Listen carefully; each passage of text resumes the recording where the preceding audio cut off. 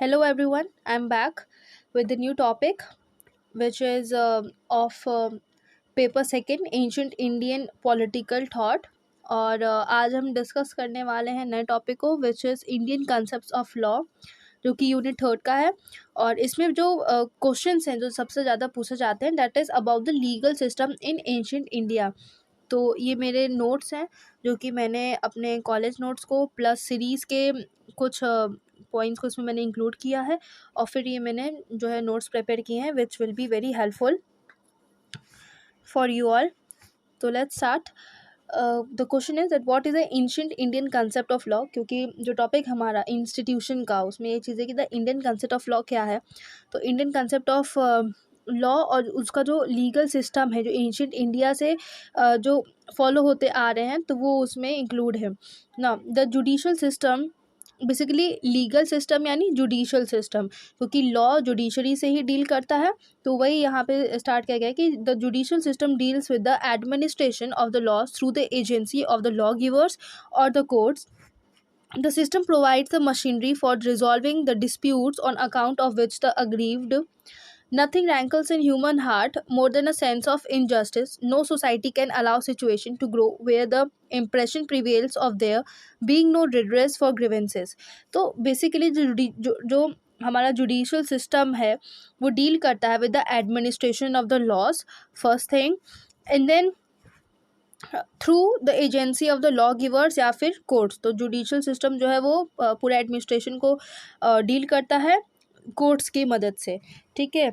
उसके बाद है India has a recorded legal history starting from the Vedic ages. तो ऐसा नहीं है कि इंडिया में ये जो जुडिशल सिस्टम था ये कुछ आज की चीज़ हो, पहले से भी कानून चलते थे, पहले भी लोग जो है वो जुडिशरी को मानते थे।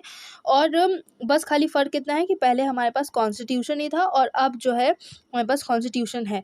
तो पहले कॉन्स्टिट्यूशन नहीं था तब किस बेसिस पे जो है जजमेंट्स होते थे, आइए हम लोग देखते हैं। तो इसमें क्या है कि this has recorded legal history starting from the Vedic ages. तो वैदिक एजेस से चला आ रहा है। And some sort of the civil law system में have been in place during the bronze age में भी था, एज प्लस कि इंडस वैली सिविलाइजेशन में भी देखने को मिलता है। लेकिन जो बेसिस है वो बेसिस कहाँ से आया है वो हम आगे देखेंगे कि law as a matter of the, तो जो लॉ था it was a matter of the religious prescriptions and the philosophical discourse has an illustrious history in India. तो जो भी लॉ बेस्ड था या जो भी जजमेंट्स होते थे it was according to the religious text, ठीक है। क्योंकि हम लोग चाहे वो हिंदू रिलीजन में हो चाहे वो मुस्लिम रिलीजन में हो, तो जो भी उसमें के जो रिलीजियस टेक्स्ट होते थे उसी के हिसाब से जो है जजमेंट्स कोर्ट्स वगैरह लेते थे। या ऑब्वियसली जो समय कोर्ट भी नहीं थे तो जो किंग होता था या जो सुप्रीम अथॉरिटी होती थी वही जजमेंट जो है वो अपना देता था। ओके, सो तो जितने भी लॉ बेस्ड थे वो सब रिलीजियस प्रिस्क्रिप्शंस और फिलोसॉफिकल जो हमारी टेक्स्ट होते थे रिलीजियस टेक्स्ट होते थे उसी के बेसिस पे जो है डिसीजंस लिए जाते थे। तो emanating from the Vedas the Upanishads and the other religious text, then read widely from region to region and from ruler to ruler, ठीक है। तो कि सब तरीके के रिलीजन्स प्रिवेल करते हैं इंडिया में। तो एक सेक्युलर लॉ था, एक सेक्युलर पैटर्न था किसी भी किंग के लिए जजमेंट देने के लिए। उस समय पे जो कोर्ट सिस्टम्स थे हमारे फॉर द वो दोनों ही चीज़ों के लिए थे, कोर्ट सिस्टम सिविल केसेस के लिए भी एंड क्रिमिनल मैटर्स को डील करने के लिए भी। And they were the essential features of many ruling dynasties of the ancient India. Now जो सेक्युलर कोर्ट सिस्टम से they existed under the Mauryas as well as under the Mughals also.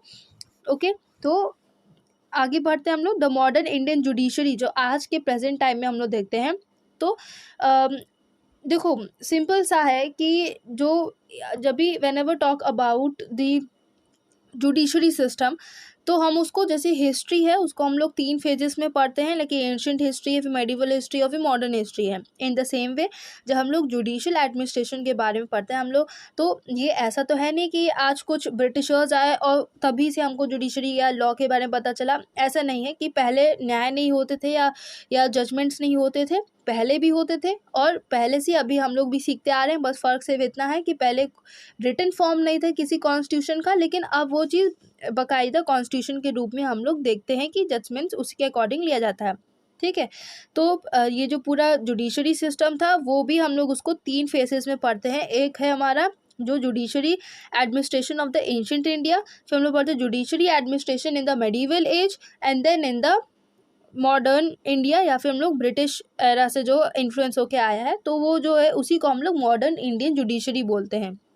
Okay, तो modern Indian judiciary is partly a continuation of the British Raj legal system establish by the British in the mid 19th century, क्योंकि obviously कि पूरा एक set pattern जो था वो Britishers ने set किया था, तो वो चीज़ है। और it is based on a typical hybrid legal system. Hybrid क्यों कहा गया है? क्योंकि इट इज़ अ कॉम्बिनेशन, ठीक है। ब्रिटिशर्स ने भी कोई भी चीज़ ऐसी ही नहीं बना दी, उन्होंने भी काफ़ी स्टडीज़ करके ही एक लीगल सिस्टम को स्टैब्लिश किया है, इसीलिए उसको हम लोग कॉमन लॉ सिस्टम कहते हैं, which is common for all, in which the customs, precedents and legislative is all components of the law. Okay, now so the history of judicial system in India can be classified into the 3 stages. तो हमारा पहला है judicial system in ancient India, जो कि मैंने अभी बताया कि वो 3 स्टेजेस में है। पहला ancient India, that is pre Islamic, उस समय इस्लाम नहीं था। तो ये जो एंशियंट इंडिया है, ये हम लोग ने जो अभी स्टार्टिंग पढ़ा था कि उसमें हम लोग वैदिक टेक्स्ट इंक्लूड करते हैं, और जो है उपनिषद वगैरह हो गए, रिलीजियस टेक्स्ट वगैरह हो गए, जो हम लोग ब्रॉन्ज एज में या इंडस वाली सिविलाइजेशन वाला एरा देखते हैं, वो चीज़ इसमें आता है एंशियंट इंडिया वाले में। फिर ये जो हमारा जुडिशल सिस्टम है मेडिवल एज है, जब इस्लाम आ गया था, जहाँ पे हम लोग मौर्यास का रूल देखते हैं, मुगल्स का रूल देखते हैं, तो उस समय पे जो है इन फेजेस में हम लोग मेडिवल एज वाला इंक्लूड करते हैं। Then the third is the British rule, जो आज के समय पे जो नया सिस्टम बना है आफ्टर द इंडिपेंडेंस, वो ब्रिटिश रूल से जो इन्फ्लुएंस होके बना है हमारा कॉन्स्टिट्यूशन, तो वो थर्ड फेज में आता है। ओके, तो ये बात होगी तीनों फेसेस की। अब हम लोग जो है बात करते हैं कि वैदिक टाइम्स में जो है वो जजमेंट कैसे होता था। So in the early Vedic times we do not find any reference as regard establishment of the judicial procedure. तो कुछ ऐसा जो है रिटन फॉर्म में नहीं है, या कुछ ऐसा जो है रेफरेंस नहीं है जिसको हम लोग पुट अप करके कुछ वो दे सकें कि जो है रेफरेंस दे सकें कि जुडिशल प्रोसीजर ऐसे से होता था। जो मेन बेस होता था जजमेंट का, वो होता था on the principle of Dharma. Okay, तो पहले से ही एंशियंट इंडिया में अगर हम देखें तो it was shaped by the concept of Dharma, that is the rules of right conduct. Okay, चाहे वो किंग हो, चाहे वो नॉर्मल इंडिविजुअल हो, चाहे वो प्रीस्ट हो, हर कोई धर्मा के बेसिस पर ही जजमेंट लेता था, क्योंकि उस समय कुछ ये तो था नहीं कि लॉज या रूल्स एंड रेगुलेशंस की एक्ट वगैरह हो या शेड्यूल्स वगैरह बने हो, ऐसा कुछ भी नहीं था। तो जो पुराण या स्मृतिज़ या फिर जो भी रिलीजियस टेक्स्ट हैं, उन सब में धर्म की बात होती थी, और उसी के बेसिस पे जो है वो जजमेंट कैरिड आउट होते थे। तो इसका मतलब होता है, इसका मीनिंग ज़रूर मेंशन करिएगा आप लोग एग्ज़ाम में, कि dharma which means rules of right conduct. तो जो चीज़ें सही है, जो राइट कंडक्ट है, उस जो धर्म के अकॉर्डिंग है, वो सही इंसान होगा, और जो अधर्म है, अधर्मी है, या जो जिसका कंडक्ट रॉन्ग है, तो वो अधर्मी में आएगा और वो उसको पनिशमेंट मिलेगी। तो ये कुछ इस तरीके से होता था जजमेंट। तो as outline in the various manuals explaining the Vedic scriptures such as the Puranas and Smritis, तो उसमें ये धर्मा का मेंशनड है। The king had no independent authority but derive his powers from the dharma and which he was expected to uphold. बहुत important point है। The modern dynasty, ठीक है, तो ये तो बात होगी वैदिक टाइम्स में कि जो जजमेंट होता था वो यही इसी धर्मा के बेसिस पे ही होता था। ओके, चाहे वो किंग के पास भी जो पावर्स थी वो इसी धर्म के अकॉर्डिंग थी, कि किंग का धर्म है कि वो लोगों के प्रजा के लिए काम करे, तो वो उसके पास पावर्स भी धर्मा पर होल्ड करता था, और जजमेंट करते समय भी यही इसी की फिलॉसफी को यूज़ किया जाता था। देन मेडिवल एज में जब हम लोग मॉडर्न डायनेस्टी की बात कर रहे हैं, तो in the modern dynasty which had extended to substantial parts of the central and the eastern regions during the 4th century BC, it has rigorous penal system. क्योंकि हम लोग अभी भी जब हम लोग मेडिवल एज टाइम पे पढ़ते हैं, तो उस समय पे जो जजमेंट होता था वो काफ़ी रिगरस है, काफ़ी, एटलीस्ट देखिए वो लोग डेथ पेनल्टी दे देते थे सीधा, छोटी छोटी मिस्टेक्स के लिए दे पनिश करते थे, ठीक है। तो काफ़ी मेडिवल एज में काफ़ी ज़्यादा वो था इसमें। Then the concept of the dharma that ruled the Indian civilization from the Vedic period to the Muslim invasion, from king to his last servant, everyone was bound by dharma. The word dharma is derived from the dhar, to mean uphold, sustain or nourish. The seers often use it in close association with Rat and Satya.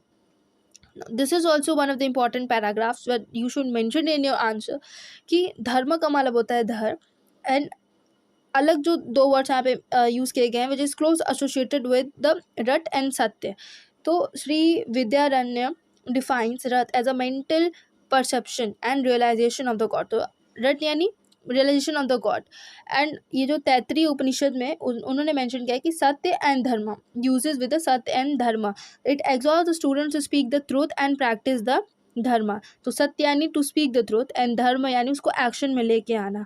Okay, means translating it satya into the action. तो ये दो चीज़ें तैतरीय उपनिषद के according जो है वो importance दी गई, सत्य एंड धर्मा। और श्री विद्यारण्य जो है defines the rta as a realisation of the God. Manusmriti written by the, अब ये पैराग्राफ चाहो तो मेंशन कर सकते हैं लेकिन उतना इंपॉर्टेंट नहीं है, बट मैंने इसमें जो है आंसर में इंक्लूड किया है।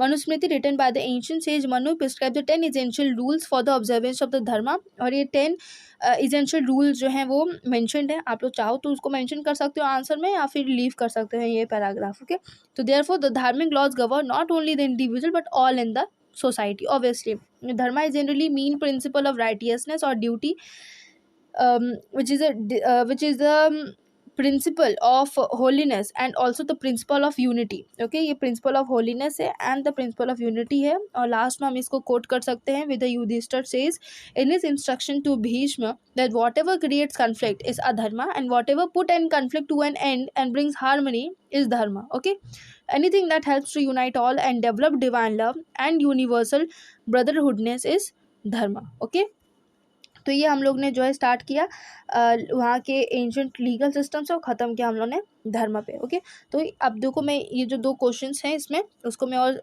जो है सैचुरेट कर देती हूँ कि what is the ancient Indian concept of law. तो ancient Indian concept of law क्या है कि वो 3 पार्ट्स में है, चाहे वो वैदिक टाइम से भी चला आ रहा है, हम लोग उसको ब्रॉन्ज एज में भी देखते हैं, इंडस वैली में भी देखते हैं, मॉडर्न टाइम में देखें, मुगल्स में भी देखें और मॉडर्न इंडियन जुडिशरी में भी देखें। तो ये तीनों तब से चला आ रहा है, एंशिएंट टाइम से चला आ रहा है और उसको 3 फेजेस में हम लोगों ने उसको क्लासीफाई किया है। ओके, तो ये ancient Indian concept of law क्या है, वो हमारा धर्मा है। ओके, तो धर्म के अकॉर्डिंग जो कंसेप्ट ऑफ लॉ है वो धर्म है कि धर्म के अकॉर्डिंग सारे प्रोसीजर्स चल रहे हैं। और वहाँ का लीगल सिस्टम क्या है, तो लीगल सिस्टम में हम लोग जो है इसके बेसिस पे हम लोग क्लासीफाई कर सकते हैं, क्लासीफाइड इन 3 स्टेजेस और फिर ये पूरा उसका जुडिशियल सिस्टम क्लासीफाइड है। Okay, go through all this. एक बार जो है मैं, अगर आपको ये इसकी जो है PDF चाहिए then you can mention it in the comment section, तो मैं इसकी PDF जो है वो भी टेलीग्राम पे अपलोड कर दूँगी। बट फॉर नाउ इतना ही। और जो नेक्स्ट टॉपिक है इसका that is a judicial administration in ancient India, वो भी मैं अपलोड कर दूँगी और उसके भी आप नोट्स देखिएगा, वो भी आपके लिए काफ़ी ज़्यादा हेल्पफुल होंगे। और ये तो पेपर 2 का टॉपिक है एंशिएंट इंडियन पॉलिटिकल थॉट, और जो मैं पेपर 3 करवा रही हूँ इंटरनेशनल पॉलिटिक्स का, वो भी जो है अपलोड हो रही है उसकी सीरीज़ भी, और जल्दी ही कंप्लीट कर दूँगी। तो please like and subscribe for the update and जितना ज़्यादा हो सके उसको शेयर करिए वीडियो को, ताकि आपके फ्रेंड्स को भी हेल्प मिल सके और वो भी अपनी प्रेपरेशन अच्छे से कर सकें। और भी इससे रिलेटेड अगर क्वेश्चंस मुझे मिलेंगे इंडियन कंसेप्ट ऑफ लॉ के लिए तो वो भी मैं जो है अपलोड करूँगी। लेकिन खैर अभी ये जो टॉपिक है, जो इंस्टीट्यूशन है the Indian concept of law, तो उसमें तो इतना ही क्वेश्चन कवर होगा, और जो जुडिशियल एडमिनिस्ट्रेशन एंशिएंट इंडिया है वो मैं नेक्स्ट वीडियो में कवर करूँगी। Thank you so much for watching it.